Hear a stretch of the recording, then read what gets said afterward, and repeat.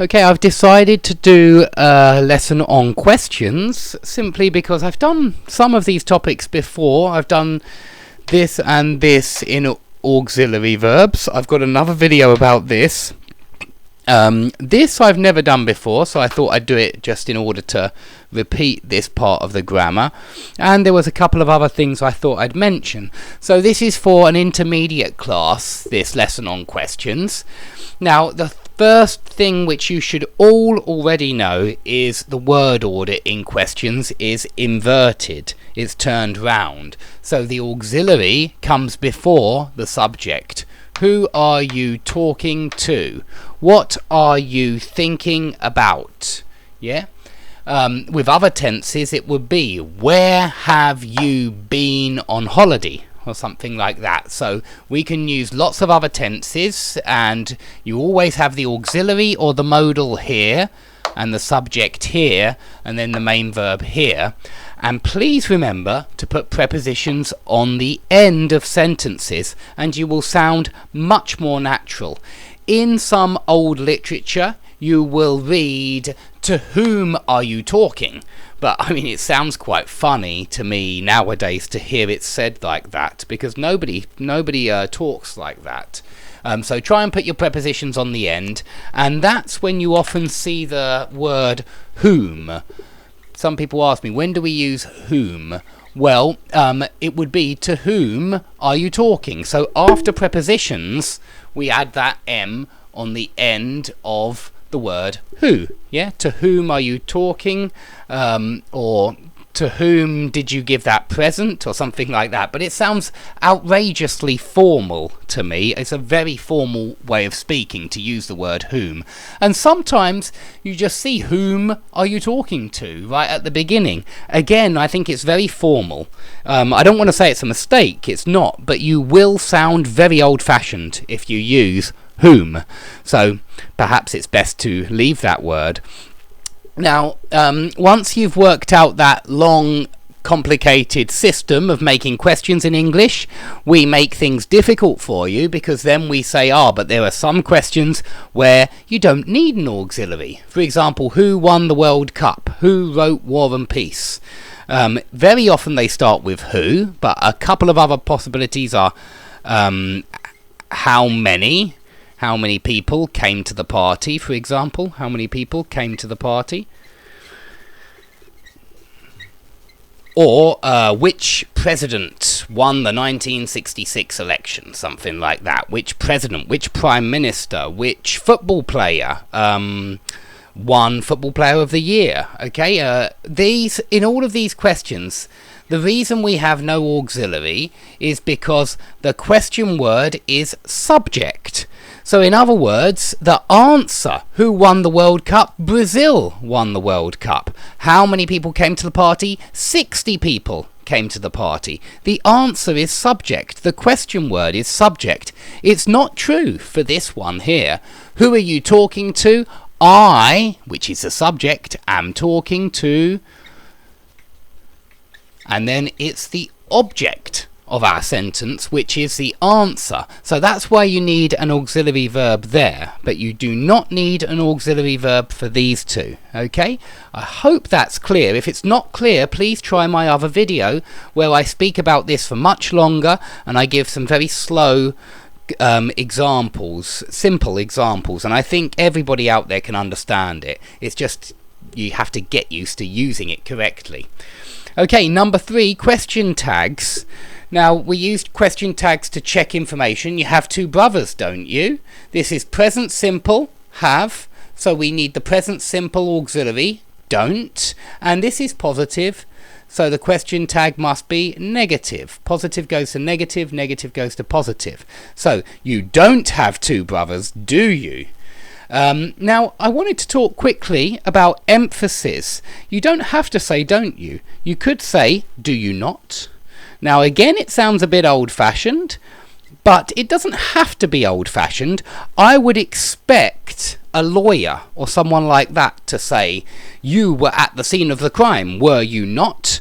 And it sounds very professional, very formal. It's a formal way of speaking, but it adds emphasis as well. You have two brothers, do you not? It makes it even stronger than don't you, in my opinion. Now, we can do this in other questions as well. I'll talk about other questions which use this split between the auxiliary verb and not right at the end. Let's now go on to echo questions. Echo questions are when you repeat what somebody said. So somebody says to you, this is when two people are talking, not one. Okay, here one person was talking. You have two brothers, don't you? Here we have two people talking. One person says, I have two brothers. The other person says, do you? So do I.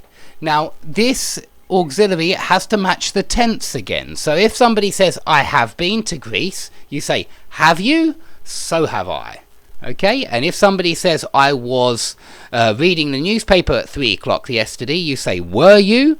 So was I. So you've got to keep the auxiliary the same. And notice that again we invert the auxiliary and the subject in the agreement. The so do I or the neither do I. That can be tough. Please try my video on auxiliary verbs to get more information about 3 and 4. Now number 5 I haven't done before. Reported questions. If you say, for example, do you think? Do you think I could? Yeah, something like that. Or do you know? Now here you're asking a question, but it's an indirect question. It's a reported question or an indirect question. Here I would call it, in fact, indirect. Reported questions are in reported speech. I'm sorry, I've used the wrong word there. I should say indirect questions. They're basically the same though, and I'll show you why.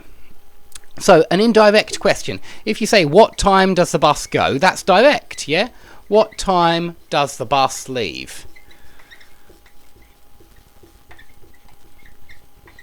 However, you might want to be a little bit more polite. And I'm not saying this is impolite. It's okay. But if you want to be really polite, then we often add, do you know, do you think you could tell me what time the bus leaves? Yeah, as soon as you say do you know, it would be do you know what time the bus leaves?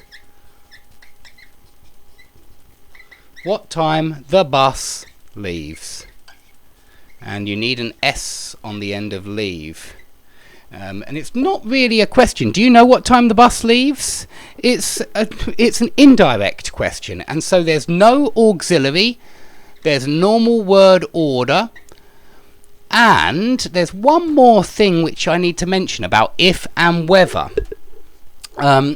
If we don't ask what time does the bus leave, if we just ask does the bus leave at 7? This is a yes-no question. Does the bus leave at 7? It's either yes or no.